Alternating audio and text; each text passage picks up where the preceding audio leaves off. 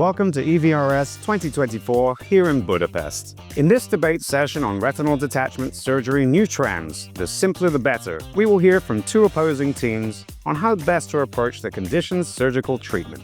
I'm here with our moderator of the day, Dr. Ahmed Sallam. Welcome to the show, Dr. Ahmed. Thank you so much. Thank you for having me. Retinal detachment is a serious condition. It can cause loss of vision if not treated promptly.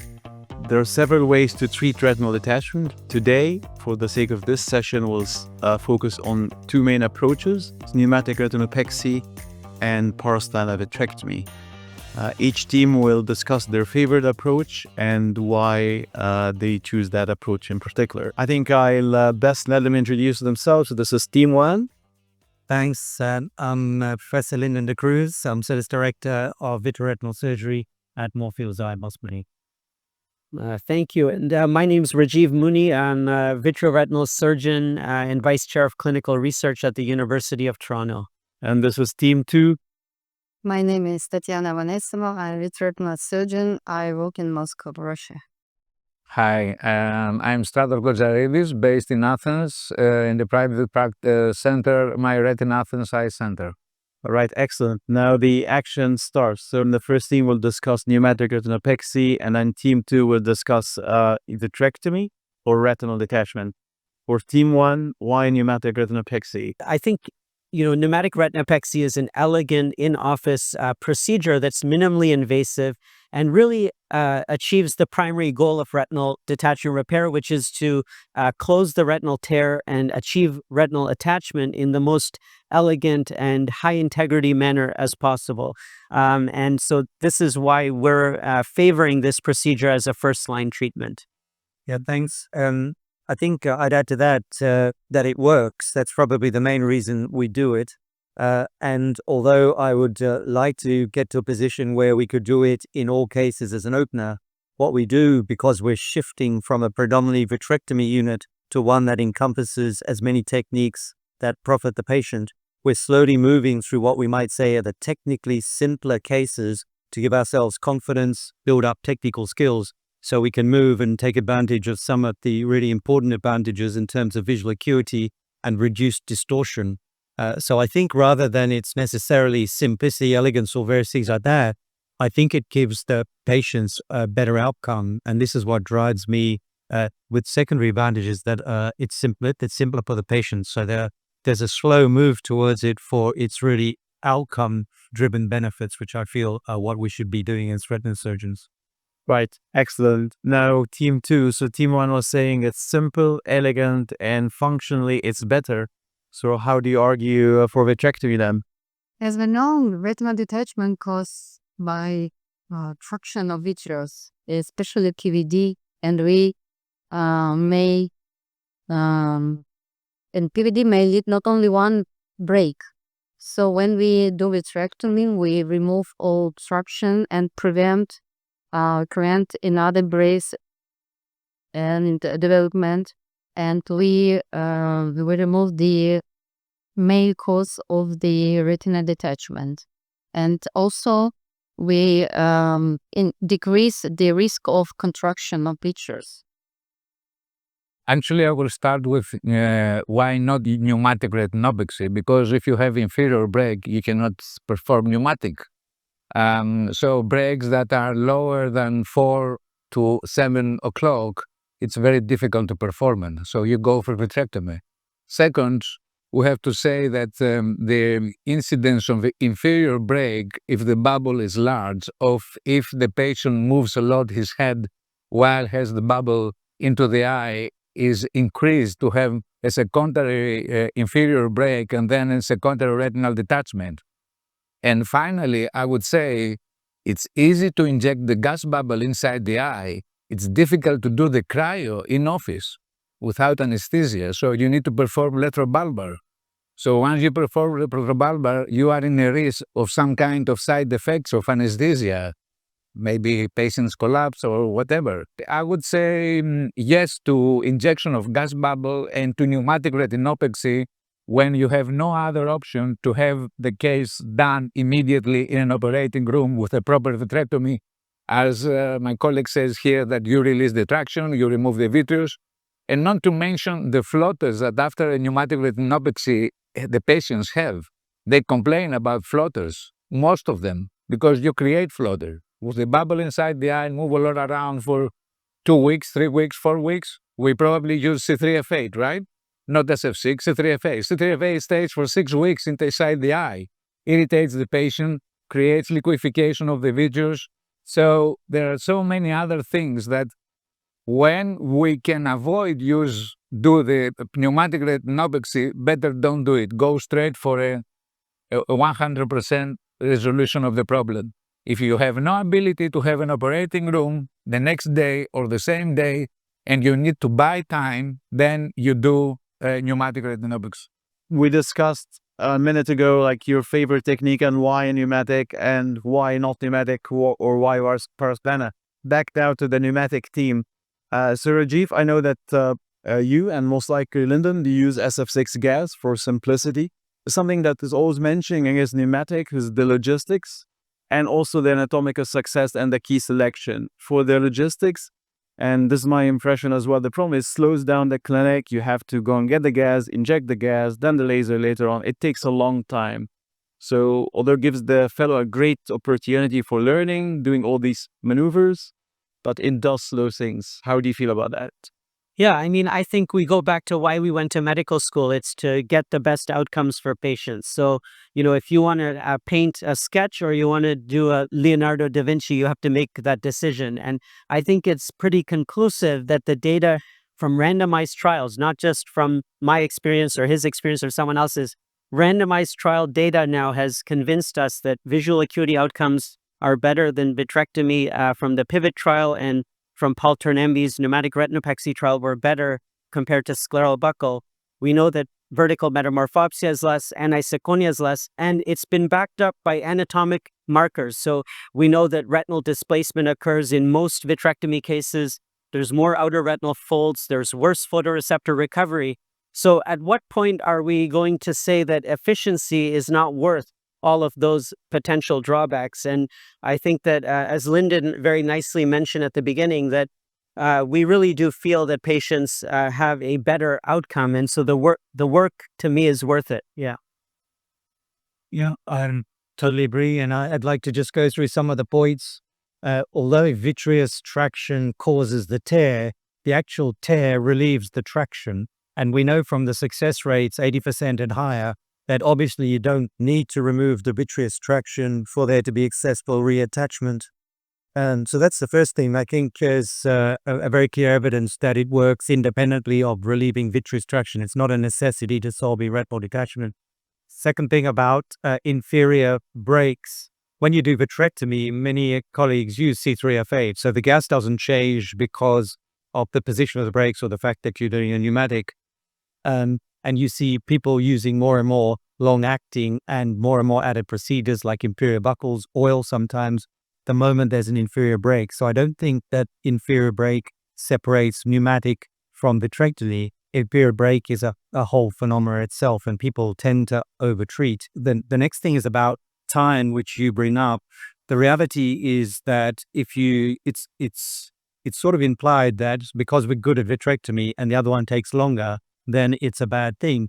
But no one came out of medical school and then just did their first vitrectomy in 25 minutes. They learned over hundreds and hundreds of cases, which no one, except Rajeev, can claim to have done for pneumatics. And what happens is it's definitely a skill that you get better at.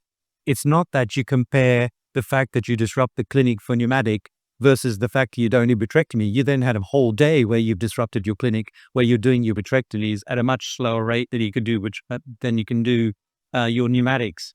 I think what happens is that we are unfamiliar. We feel, and there's no question, certainly with our unit, we're reticent to change en bloc because we feel that the outcomes will be poorer for a while. And I think what we were doing is slowly moving towards cases where there is a practical advantage. For example, we've shifted to round hole detachments, which we used to buckle. We used to need a general anesthetic. We used to have to put aside a lot of time. We moved to pneumatics. It's transformed that particular subgroup. They don't wait, that the outcomes are better. The buffle outcomes are not as good. So we're slowly moving in the cases where there's less fluid. We can do the cryotherapy under subconjunctival lignocaine, which is sufficient. So we find that as we do more, we are more attracted to it for the very practical reasons that Team 2 put against us. I think you get better at it, you get more skillful at it, you pick more and more.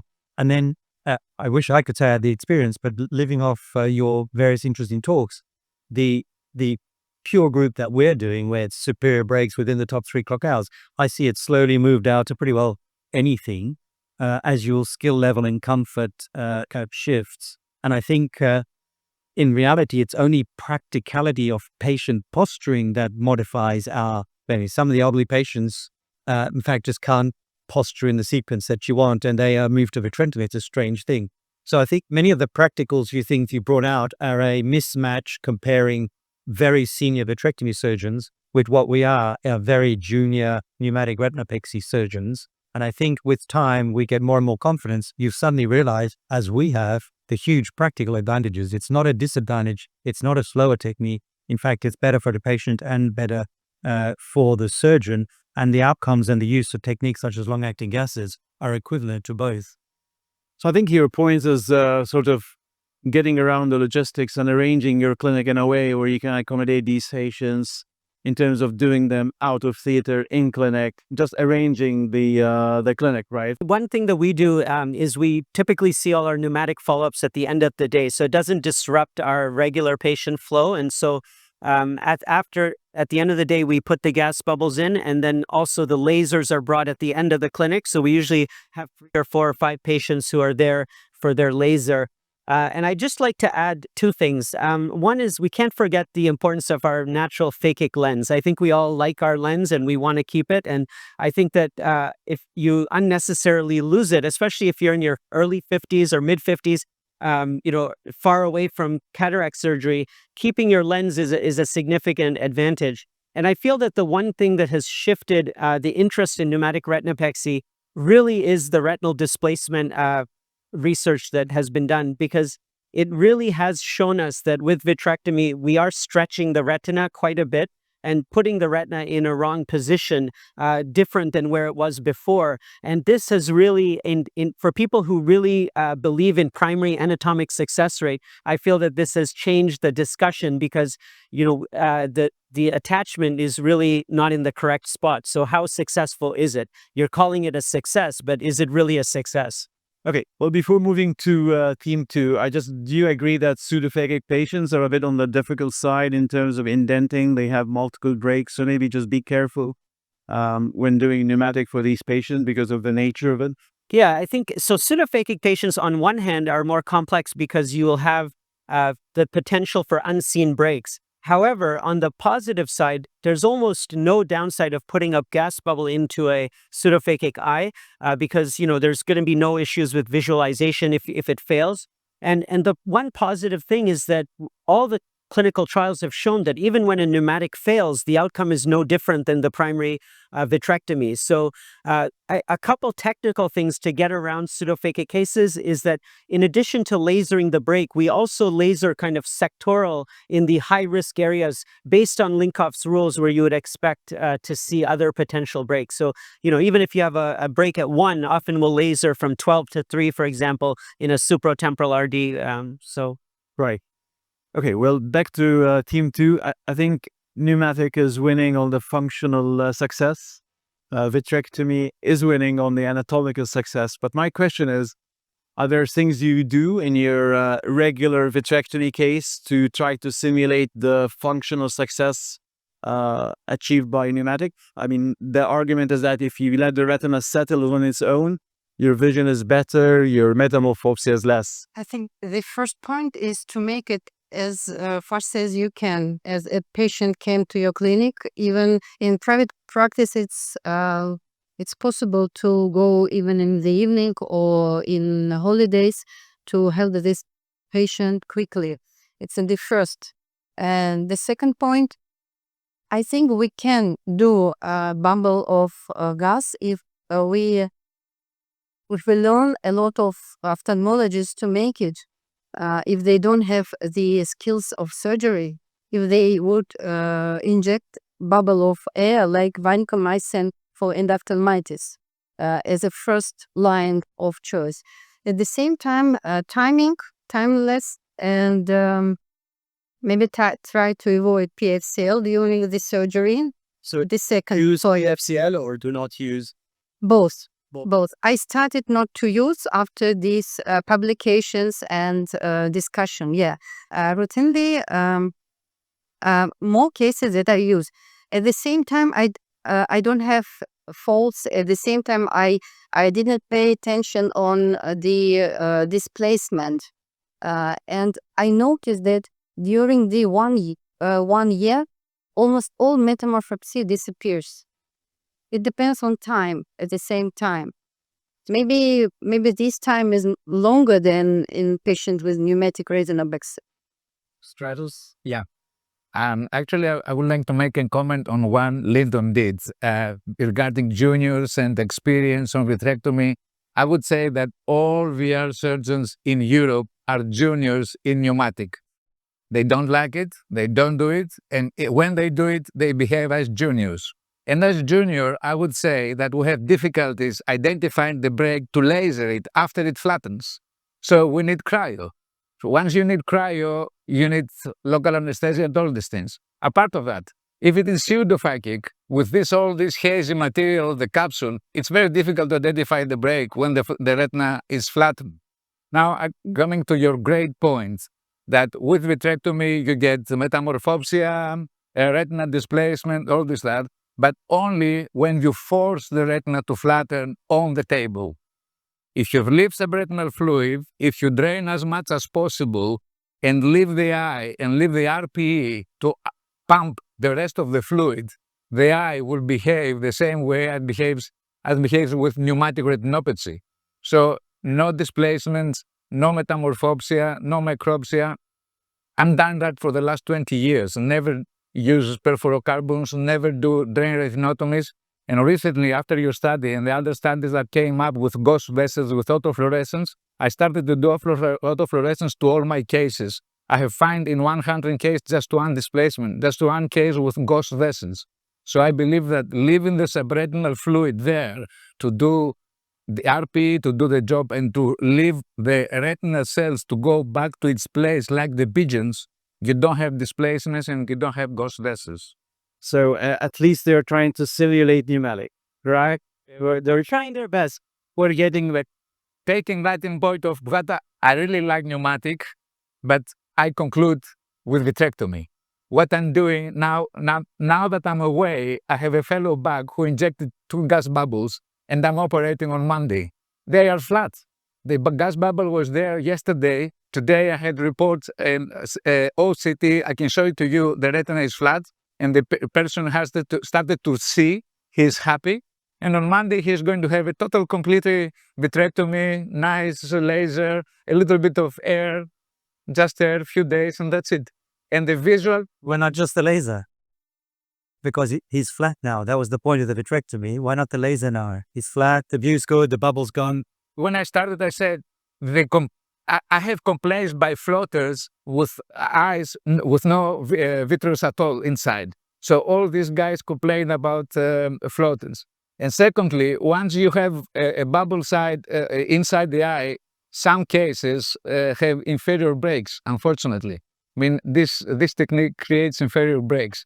I have many examples because, I don't do it. And even if I do it, I create inferior breaks because of the bubble. So I prefer to finish the job completely with taking the vitreous out, and that's it. It's master. Thank you, Stratos. Rajeev and Muni, can you refresh our mind about the incidence of new/missed tears with pneumatic retinopexy? From memory, I think it's less than 10%, right? First of all, on the issue of inferior breaks, this is a myth that's been propagated for generations, I think. And basically, when pneumatic retinopexy started, everyone was doing scleral buckling, and they were worried that because you don't have a buckle there, you're not supporting the inferior retina. We do pneumatics in 90% of our detachments, and we don't have an epidemic of inferior new brakes. I believe that the majority of the time when a pneumatic fails, it's actually an unseen brake, often in a pseudophakic patient where the fluid has shifted below. But even in children where we inject 2 bubbles where they have attached hyaloid and formed vitreous, we don't see new horseshoe tears or new pathology. So I feel that this is overcalled quite a bit. I wanted to just speak on the issue of vitrectomy in terms of modifying the technique to reduce displacement. We know that fundus autofluorescence has a sensitivity of only 46% of detecting displacement, and we saw a nice talk from Israel today about homography and how 100% of vitrectomy patients had this displacement. So I feel that FAF is actually very difficult to grade properly, and I think there's been a randomized trial from Moorfields by Ed Caswell that showed that regardless of the type of drainage, whether it's from retinotomy or from the peripheral brake or whatever technique, still very high rates of displacement in the vitrectomy group, up to 40%. And if you leave fluid and you put a huge gas bubble, what's going to happen to that fluid? It's going to get shifted to the inferior periphery and cause displacement. So I think it's more a matter of detection of these symptoms, or detection of the displacement is limited due to FAF. But we know convincingly that when you put a large bubble and if there's fluid there, and which there always is, you're going to get some shifting of the retina. So maybe Rajeev, quickly before moving to Lyndon, just refresh our minds. So displacement with vitrectomy is in the range of 40%, right? Or 50%.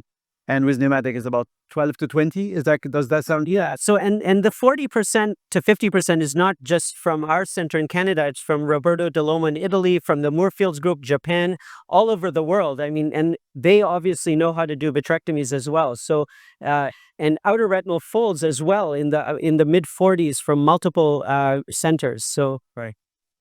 I'll just add that one of the attractions constantly said is the speed of vitrectomy, of course, which is exactly the very problem. As it's so quick and so good and so easy in experienced hands that in fact that's what's causing a problem. I think maybe if we were junior vitrectomy surgeons a little bit slower, we might have better results in terms of long-term outcome. Okay, well, let's add a little bit on the nuances of the technique. So back to you here, team 2. So Tatyana, when you do your vitrectomy, do you drain from the brake, retinotomy, PFCL? Which one are you doing more of now? And what gas do you like to use, or do you use oil? I started not to use PFCL, but mostly I make co-vitrectomy, flatten the retina with PFCL and drainage from the pre-existing brake, laser around the brake, and usually I use C2F6. It's 20%. It's about 1 month, 3 or 4 weeks for standing in the cavity. Right. And Stratos, what do you like to do? I drain through the existing brake as much as possible, and then I put 2 ml of QSF6 expansible bubble in order to cover the gap that the subretinal fluid will leave after 24 hours in the eye. So this is the technique that I use. And for Team 1, Lyndon, I know that I used to practice in England, and I know England now is like shifting to pneumatic or considering pneumatic. So how do you feel about like inferior, how do you feel about with no PVD detachment, and sometimes you need to do like 2 gas bubbles and the brake is more inferior?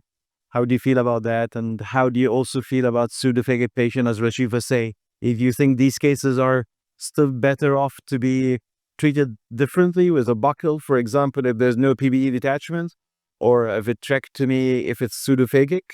I think we're in transition. So I do think in the UK, partly one of the acolytes, Roxanne, is bringing vitrectomy quite powerfully to the UK. It's been a pneumatic, sorry.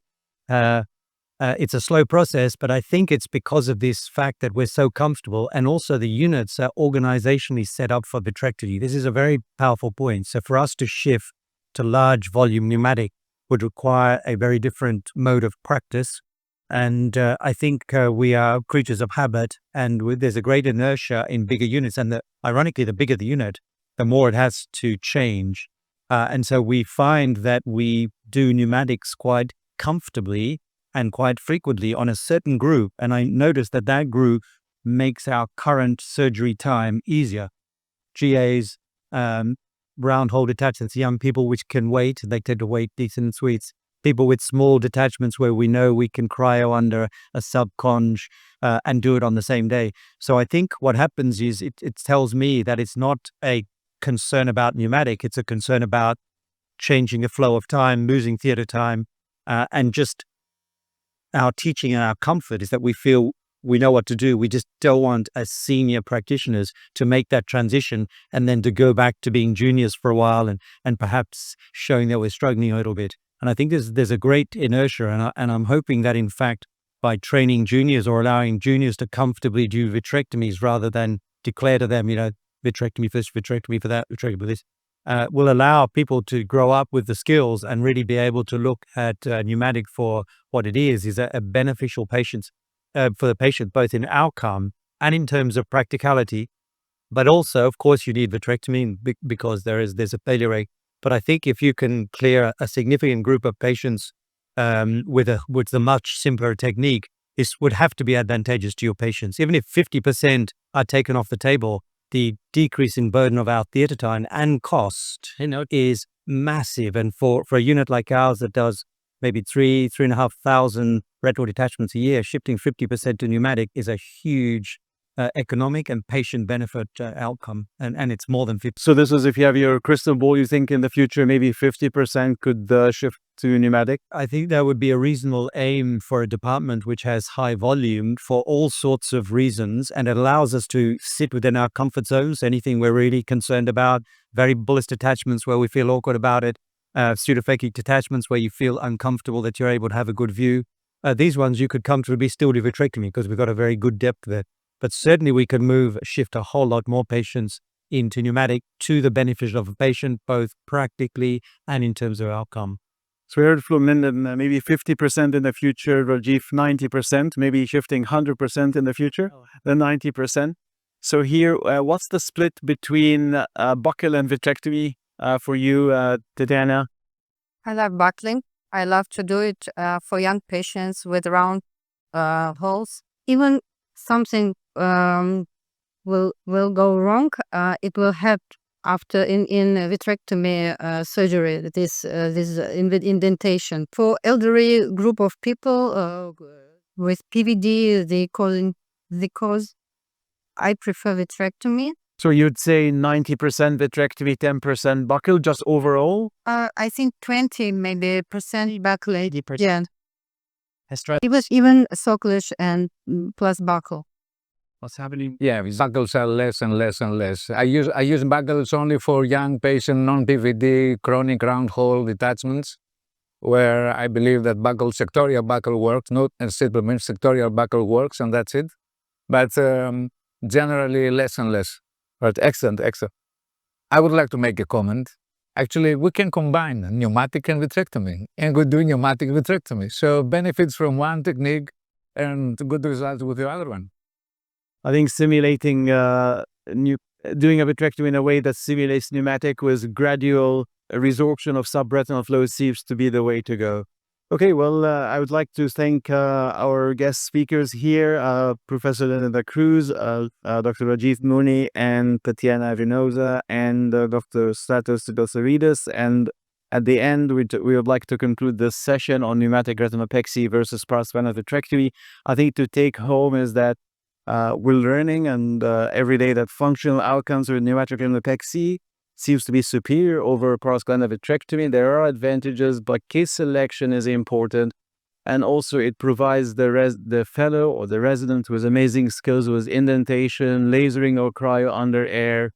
But there are efficiency issues, which the best way is to try to address these issues and reorganize the service around them to have efficiency. And with vitrectomy, we're learning also that try not to remove all the fluid and get the vitrectomy done in a way that there's gradual absorption of fluid seems to be superior than using PFCL or doing a drainage retinotomy if possible. Well, thank you so much. Thank you.